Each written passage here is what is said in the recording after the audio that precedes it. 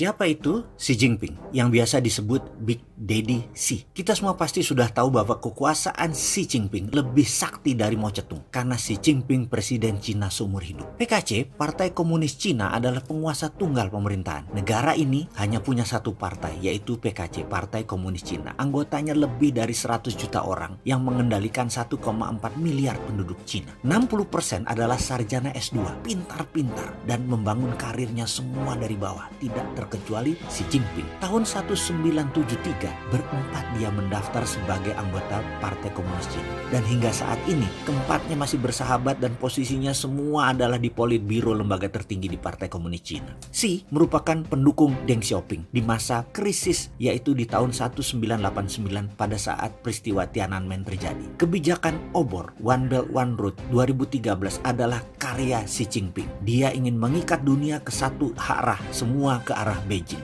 Dan ketika dia menjabat sebagai ketua Partai Komunis Cina, hingga saat ini dia sudah menghukum lebih 1 juta orang anggota Partai Komunis Cina yang tertuduh korupsi. Xi Jinping tahu sekali di dalam menjalankan MMT, Modern Monetary Theory, maka proyek dan uang tadi tidak boleh dikorupsi. Karena itu, Cina dari tahun 90-an yang hanya negara miskin 30 tahun kemudian menjadi negara nomor 2 terkuat di dunia dan negara nomor 1 perdagangan yang tertinggi di dunia. Saya sangat terkejut dengan disahkan revisi Undang-Undang KPK yang diframing seakan-akan ada Taliban di dalam KPK, karena itu KPK harus dilemahkan. Ini bagi saya konspirasi politikus Senayan. Nggak gitu kalau mau menegakkan dan memberi kekuatan agar korupsi hilang dari muka bumi Indonesia. Kasihan Pak Jokowi yang terjepit. Nggak dukung keputusan politisi tersebut, maka dia tidak dapat dukungan di Senayan. Tapi sungguh hati kecil Pak Jokowi ingin korupsi hilang dari muka bumi Indonesia. Namun dia bingung karena KPK harus dilemahkan.